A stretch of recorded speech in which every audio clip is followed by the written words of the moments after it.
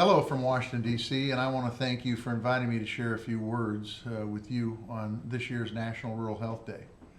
And thank you to everyone who's taking time out of their day to be here, because you know firsthand the issues that face rural America when it comes to healthcare.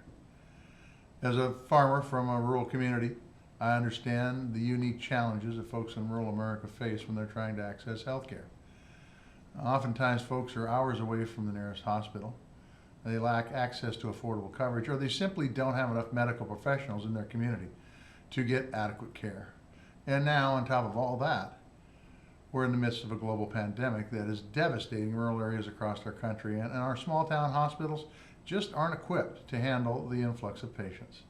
And that is why it is critical that the Congress works to pass a corona relief package that is targeted with rural communities in mind, because quite frankly, the health of these communities in places like Big Sandy, Montana, is dependent upon that hospital that serves them, especially as we work to get our hands around this virus.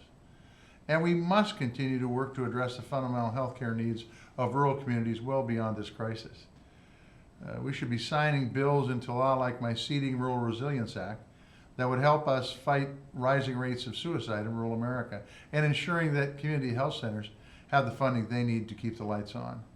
And that's why I'm proud to have you standing with me, because together we can make sure that folks across the Treasure State and folks across rural America have access to health care that they need to thrive. So stay safe, mask up, and I would say particularly in these trying times, a huge thank you for all the important work that you do for rural America.